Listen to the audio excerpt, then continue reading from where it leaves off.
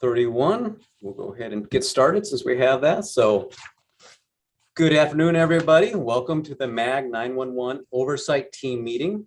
MAG staff will now take roll call to ensure we have a quorum present for the meeting. Please note, all meeting attendees will enter muted. Phone only attendees will need to press *6 to unmute at the beginning of the meeting, and if they are subsequently muted by the host. Please remember to mute when you are not speaking to create a positive experience for all attendees. Liz? Thank you, Chief Walker. I'll go through the list of members. Make sure you're unmuted and indicate if you are present when I call your name. Scott Walker, Phoenix Fire. Here. George Good, Tolleson Fire. Here. Larry Hall, Buckeye PD. Yeah, I'm here. Michelle Potts, Chandler PD.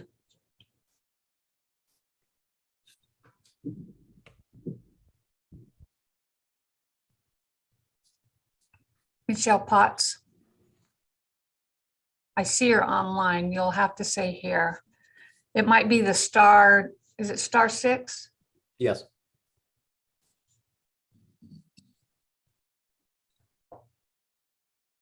Okay, well, Michelle, we'll move on. We'll get you to where you can get your mic on.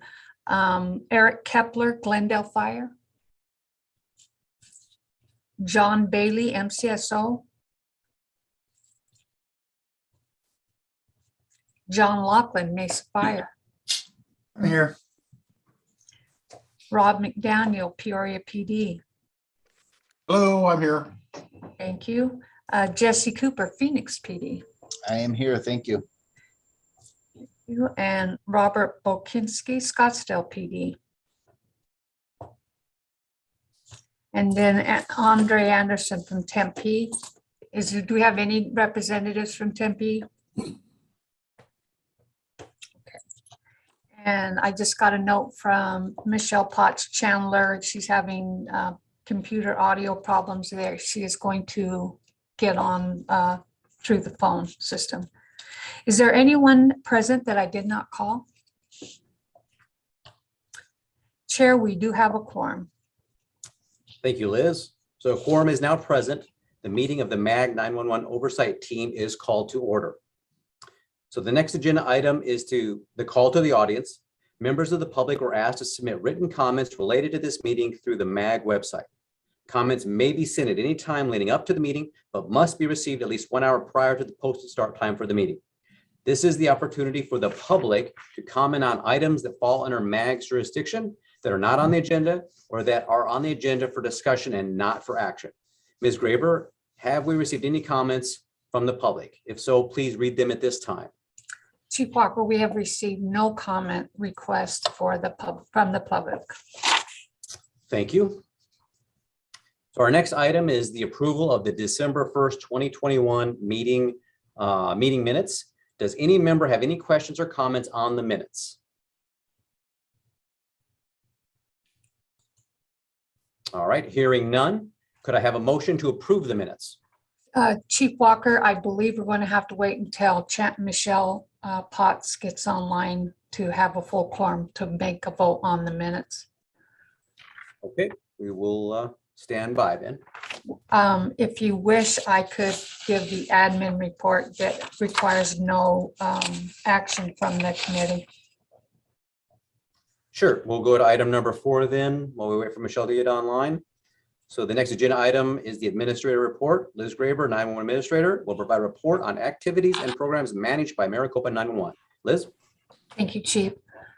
So our SENS program, we also include our calendar year 2021 total. So SENS year to date, and I think actually we got one overnight, so that 31 might not be correct either, is 31 as of yesterday morning. And then we did 139 total for 2021. That didn't break a record, but it was really close to it. The patterns are still the same. We use a high missing children, endangered adults, and then police action being done. Those are our main 3 particular types of launches that we do. And so that still is moving on. The SENS program is still successfully moving on. Text to 911 was a record year for us. We had 8,997 for 2021, and that breaks the record from 2020. Year to date, we're at 1,860. And so our text to 911 is growing every day. We find successes in it all the time for people that wouldn't be able to communicate to 911 that are able to get the help they need by texting us. And just as a point, and we'll go over this a little bit more further down in the agenda, is we have an over-the-top solution that we implemented in 2018. Actually, it's almost it was in April, so I'm almost mean another anniversary date for that, almost 4 years. And we will be moving into an integrated, meaning that the system will, the texting, instead of coming over the top, will come as part of the 911 system itself. So we're excited for that to happen later on this year. We've been tracking the Arizona Corporation Commission's investigation of 911 outages. They are investigating both CenturyLink and Frontier. Frontier owns the areas in Navajo County, Apache County, Mojave, up in northern Arizona for the most part. And CenturyLink are all the remaining ones. So we continue to monitor it. For the most part, the outages that they're investigating, the large outages did not include our PSAPs, but as we want to stay as partners with our peers outside of Maricopa, make sure that that the state as a whole is getting the right sort of treatment with the carriers and 911 outages. So that's my administrative report. I'm Chief Walker. I'd be happy to answer any questions. Thank you, Liz. Are there any questions from the membership?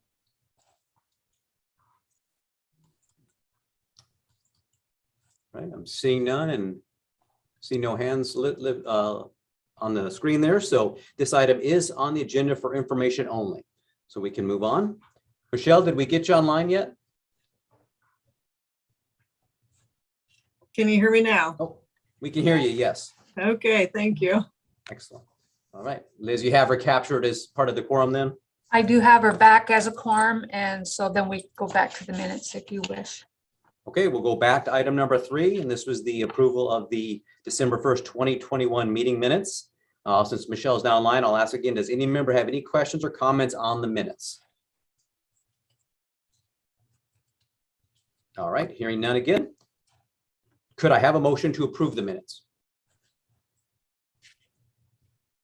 John Laughlin makes a motion to approve the minutes. Larry Hall, Buckeye, second. Thank you, John. Thank you, Larry. So we have a motion from John Laughlin and a second from Larry Hall.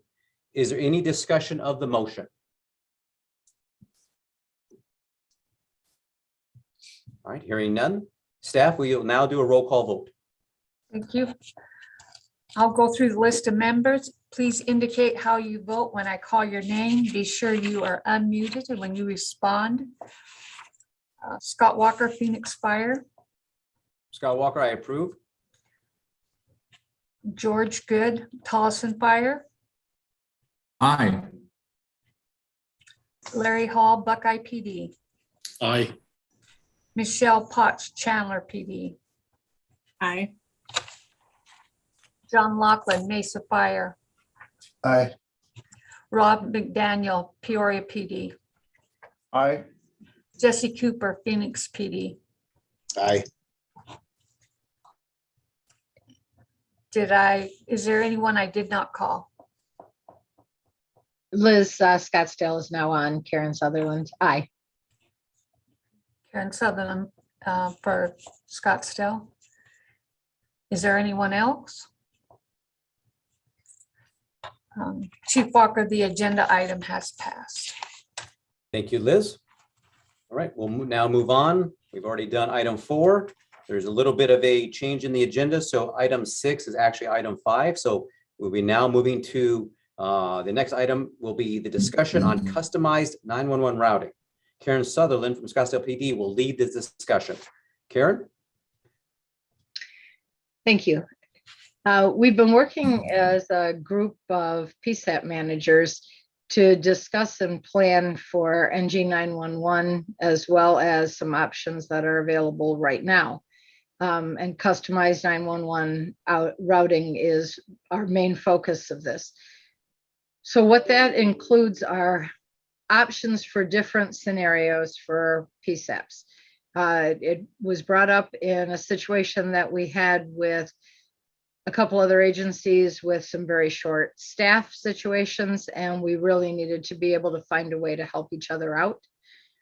So what you're looking at with the diagram here is that right now, if Scottsdale became overwhelmed with calls, or if Scottsdale was unable to answer their own calls, our calls could automatically be forwarded to, say, Mesa PD. And then as a secondary PSAP, if Mesa also became overwhelmed because there was such a large scale incident or event that was taking place, they would then roll to Tempe Police Department. We've been working with Liz on a couple of different items that have to do with this, because what we can do today may be different from what we can do, say, this coming fall when NG 911 comes in. And where in the past we all had just one agency that if we had a failure in our comm centers, the calls would go to the one agency. We now have ways of actually putting the calls of up to 3 agencies into one bucket. And we practiced this with Scottsdale, Chandler, and Tempe a couple of months ago, and it was successful. We were able to take all the 911 calls. We practiced for about an hour, give them back over an interop HDEC channel so that the agency could dispatch them, and just figure out where the problems would lie with this. But ultimately, it is an option that if a PSAP needs help immediately, that as long as we have some plan in place with MR 911, they can put it together probably within about a half hour to get us that help.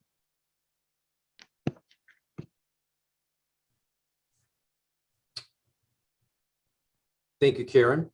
Does that conclude your portion that you wanted to share? Liz, was there anything that you wanted me to expound upon that maybe I didn't? No, I think you captured it, but I need to tell the committee that this is my typo. In the diagram, you see Mesa PD was the testing agency, and that was actually Chandler. So I apologize for that. Chandler was the one that first shared their calls with Scottsdale and Karen's group. Once we felt like that was solid, then we went on and then included Tempe. So Chandler, Scottsdale, and Tempe were all answering 911 calls from Chandler. And we felt like it was a valid test. And Karen touched on it. If you go to the next slide, the things that the PSAPs are considering if they do this. And like Karen said, this is something that we do now that is on our new system, even though we're upgrading. So we ask that they have a checklist of things they be prepared for when they contact us about doing a call share load, a 911 call share load. And they need to determine what PSAPs, it's either 1 or 2, we usually don't like to go beyond that they will be sharing the calls. And they have to contact those PSAPs and get permission to do this prior to contacting us. No PSAP should be surprised. And the other really important thing is those that are participating need to brief their people so that when they do get a call from another agency, that they're aware that they're doing a call share and not start a spiral of a call, getting a 911 call, getting caught in the loop of being transferred and transferred and transferred. So they will have to brief their people. And we only at this time can do wireless because that's what MR 911 system handles. This does not include the wireline of Lumen. And non-911 calls are not affected. So admin calls, anything, your 10-digit agency calls, they'll still get those and are managed by the home PSAP. And we tried to get, because these are usually planned, we try to get an approximate time frame of how long these are going to last. If it's, 4 hours until you can get better shift in there, or whatever the circumstances. So we, if they can, we try to get them to do approximate. So that's all I had, Karen, and I'd be happy to answer any questions, Karen or I, from the committee members. Are there any questions from the membership for either Karen or Liz? Hey Liz, this is Jesse Cooper. Just a question. On your checklist, does this have to be like pre-planned out ahead of time and configured? Or is it something that you could do as needed and say, hey, today, right now I have a need and I need Scottsdale and Tempe to help me out? I'm just wondering, can you do it kind of on the fly, or do you need to have this pre-planned ahead of time? So you can do it on the fly with that 30-minute window, because you've got to get all your ducks in order, and then you've got to call us. And if it's 2 o'clock in the morning, my guy's got to log in and get it taken care of. But it is a 24/7 service, and all of the MR 911 technicians are trained on how to do it. So once you get everything established, but Jesse, what we foresee is this is just a call share. And, I kind of think that Phoenix PD might be the exception to this, but no, we can do that with Phoenix PD too. You just got to find a PSAP that's willing to take all those calls. Let's just get all of them signed up for us and we'll share with them. It's great. That's right. So you can share with the other 23. All right. So, Thank you. yeah, that's how we have it set up. And actually, Jesse, that probably is how it would work. If you guys did go down for some reason, we're not quite ready in this region to add 23 on, but NG 911 will open that up, and that may very well be what ends up happening. Chairman Walker? Yes, go ahead, Teacher Good. Yes, my question is for Karen or for Liz, and that is there a document which describes an opt-in method, or how would someone like Tolleson or Avondale express interest in formally participating to where we could maybe dispatch for others or ask others to dispatch for us with that half-hour window that was spoken of? How does that mechanically, how does that work? So Chief Good, this only involves the 911 calls, so it wouldn't involve your radio traffic. That's a whole different segment that the PSAPs deal with, but we're talking specifically about your 911 calls that would be sent to Phoenix Fire. And with our secondary PSAPs, our Mesa Fire and Phoenix Fire and AMR, it's basically, you don't have much of a choice other than to have to work with one another, unlike law enforcement where we have a deeper bench of more PSAPs that can help in fire. We could send them to reroute them to a PD agency, but that would be you're sending calls to personnel that are not trained in EMD, and there's all sorts of things you'd have to consider before that kind of an emergency move was made. But it's mostly for law enforcement, because fire, you guys pretty much will take care of yourselves already. Right. Oh, thank you. Couple questions, either Karen or Liz. So is the difference what you're saying is currently you just can transfer the calls to one PSAP? Now you're talking about rolling them over to other PSAPs if need be? Because you already have a mechanism in place. If a PSAP went down, they can transfer their calls to another PSAP, correct? Yeah, I'll answer this one. We're actually solving a couple of problems with this new method. I'll give you a description. I think Chandler had a pursuit. This was a while ago, and a wrong way driver. And there were so many calls that it inundated Chandler, and then it inundated Mesa, and then they started rolling into Phoenix. And we didn't really have mechanisms in place, not only with the technology, but operationally with our employees.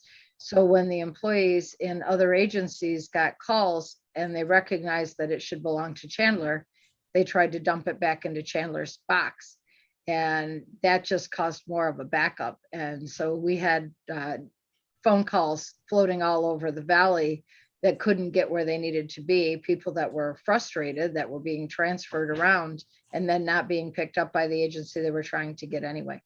So this caused us to start engaging in conversation as to what would we do? And Liz's team put together a messaging system on the phone maps that we have to start notifying each other if we have an emergency situation, so that we won't throw everything back into the original box that it spilled out of in the first place.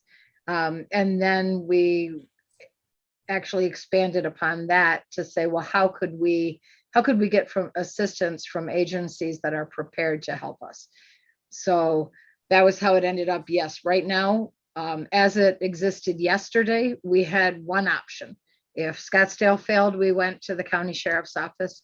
But now today we have a little bit more control over who we can send our calls to. And like in our case, we can work with the other two agencies so that they have plans in place that if this happened in an emergency, we are not now scrambling to give instructions. Everybody can already be aware of the best way to handle these and get those emergency services to the people that need them.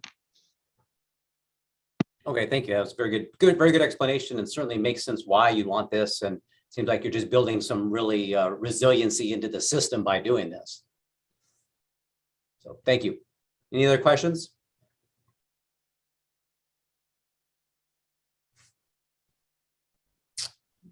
All right, I hear none.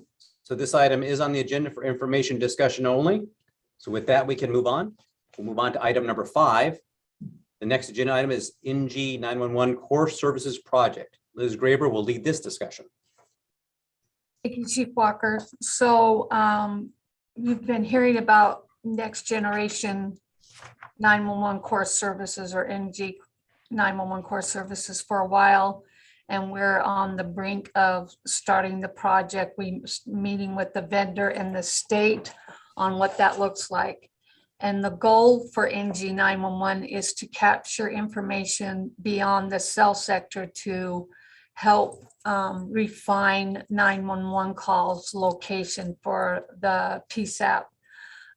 Right now, we rely on cell sector triangulation and lat long with a 30 meter error rate, and so it is not as accurate as we would like it to be, and like the data out there is available for.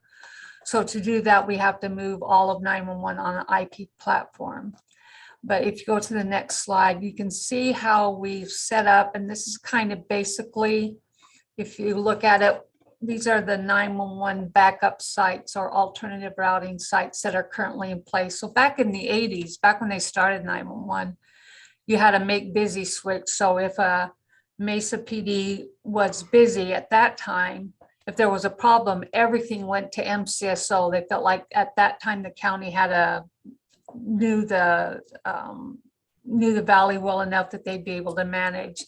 Well, through the complexities of technology and growing and data that's more involved, we've gone beyond MCSO, and they're very thankful. But if you take a look at this flow chart, or you can see that MCSO in the Central Valley still has quite a bit of PSAPs that fell over to them. So Avondale, Buckeye, Fort McDowell, Goodyear, Scottsdale, Salt River, Surprise, Tullis, and Wickenburg all rely on MCSO to be their backup if something happens and they're unable to take 911 calls. Phoenix PD takes, and I apologize, I have one missing from there. Phoenix PD also has MCSO. So those are our 4 biggest PSAPs, Mesa, Glendale, Tempe's on there as well, and MCSO. The East Valley has some, Mesa PD has Gilbert, and then Phoenix PD. Chandler has Maricopa PD that's actually in Pinal County. Tempe does ASU and Chandler. Scottsdale does Paradise Valley, and Glendale handles Luke Air Force Base and Peoria. And our secondaries are the same, and Apache Junction actually goes to Pinal. So that's how we have it current stand, but we've, with the new core services, we will be able to have a deeper choice. So it's just not one PSAP, and it's not an all or nothing, as we're with customized routing. You're able to share the car load if we needed.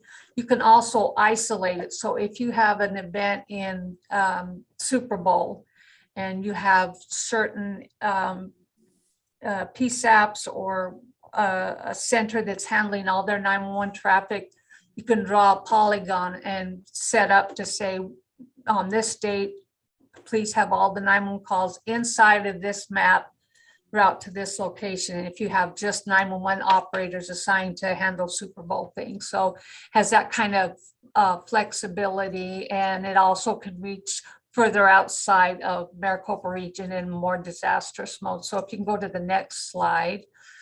This is the new, and it's in more of a tabular form.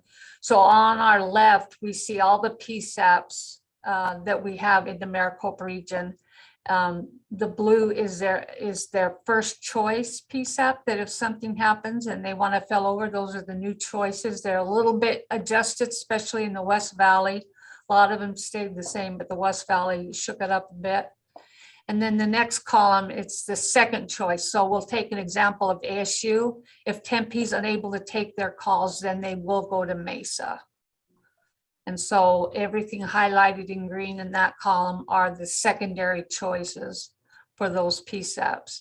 And then you'll notice the secondary PSAPs are Mesa Fire, Phoenix Fire, and Rural Metro. Once again, they take care of themselves because of just the regionalization that fire has already.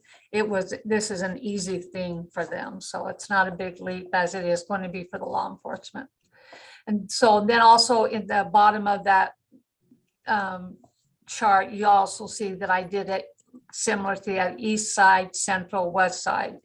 And we just kind of block it that way. Doesn't mean that calls on the west side have to roll over to calls on the west side. Those are PSAP choices. If Wickenburg wanted to fill over to Apache Junction, they could do it. I think they look at more of the idea that if they're in the same general area, if it's a neighboring PSAP, that they'll know the lay of the land a little better, and perhaps if it gets into where they have to share resources in the field, that would be a possibility. But that's why they generally choose. But you'll notice, like I said before, all the big PSAPs in those areas point to Phoenix PD because Phoenix PD would be able to handle theirs a volume better. So this is what we'll be moving to and changing the routing. And this is a living document. This will change constantly as we learn more and different variables come to us that we will do. And one of the problems we have is an agreement on an IGA on doing this. So once again, back in the day, in the 80s, it was a gentleman's agreement. There's nothing formally written then, and mostly not now, between the PSAPs. They just agree, hey, will you take my calls, Jesse? And Jesse says, yes, we will. And then they notify us, we make the switch. But we are going to do more of a policy, instead of a formal IGA, a policy within our PSAP manual, 911 manual, that will give the guidelines for all the PSAPs on when their roles as a agency seeking help and those that are accepting help. And so, and then we'll include this type of chart, so it's always current of what is out there. And then that way, we don't have to do a whole bunch of different IGAs, because it literally could spin up into hundreds of them with all the configurations and how often it would change. So we figured just one policy with a living document that would be updated as needed, that would have all the rules and guidelines and policies that the PSAPs will follow when they are doing backups and alternate routing. And so we are looking at starting NG core services, the beginnings of it. We haven't set lock dates in, but it's looking at an August timeframe. The state as a whole is changing over this, so the state's trying to coordinate the different regions of when they'll go. And so That's where they put Maricopa region is July, August, but to tell you the truth, it's leaning more to August. And we prepare for it every day. With this comes integrated text to 911 service. And we talked about that earlier, that the part of NG 911 means that the services will be part of the phone system, that they'll be able to get that off and it won't have to be an over the top solution. So we'll be giving these updates to you regularly as things change and different things. We are writing governance that has to do with NG 911 as well. So as soon as we get the working group that Christine is in charge of is writing governance to start to help the PSAPs follow the rules of what they can and cannot do in NG 911. And then once we get that approval, get that to the PSAP managers, then we'll send it to this committee as well for you to look at and to give your thoughts on it so we can make sure it covers everything that we need as agencies. So that's a lot of information thrown at you, and I'd be happy to answer any questions. Are there any questions from the membership for Liz? Liz, I know you have fire listed under secondary PSAPs. Does DPS have any alternate routing? Yes, but not with our agency. And DPS has, they closed their Flagstaff location, and right now they have Tucson and Phoenix, but they act kind of like 911 wise as one system. Because you can answer a 911 call from either location, and they act as their own backup, kind of like how you do with Elwood and Washington. Okay, thank you. Any other questions?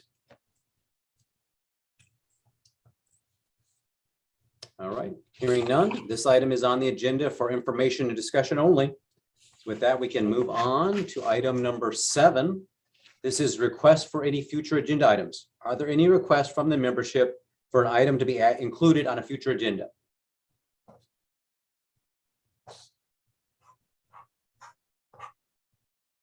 Hearing none. Move on to item number 8. This is comments from the committee. Are there any announcements from the membership?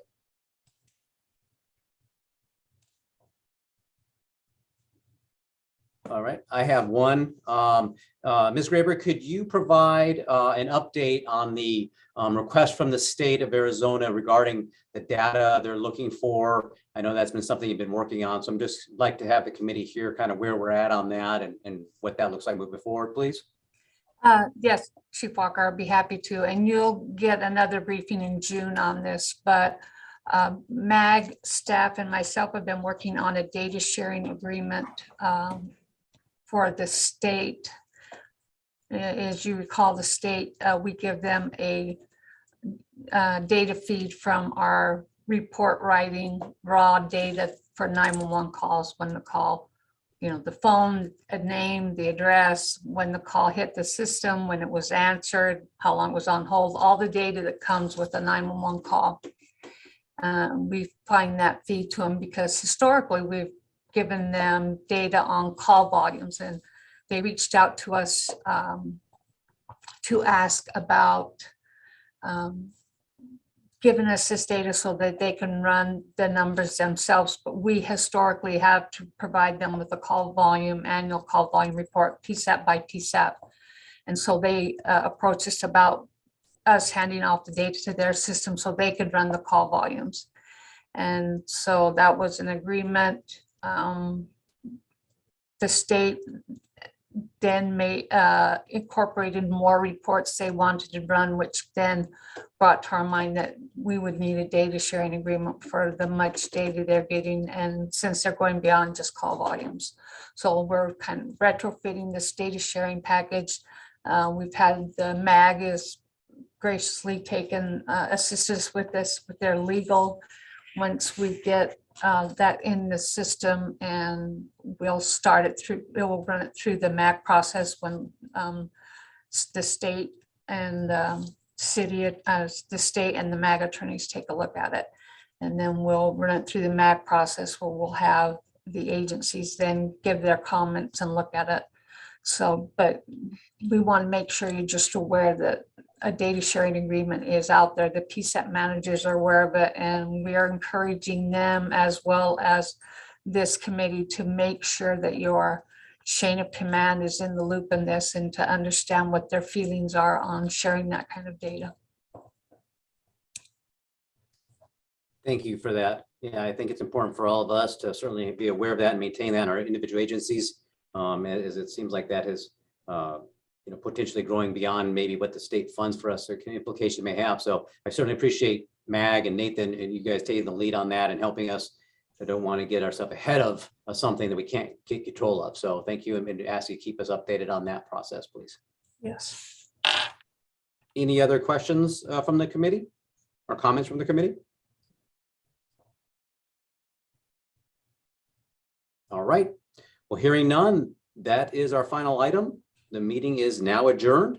The next meeting of the MAG 911 Oversight Team will be on June 15th, 2022 at 10 a.m. Chief Walker, real quick, just so the committee's aware that MAG has now allowed, is bringing back in-person meetings. So our June 15th meeting will be in person, but there will also be a virtual feed for those that are unable to attend in person. Very good. All right. Thank you, everybody. Thanks, everybody.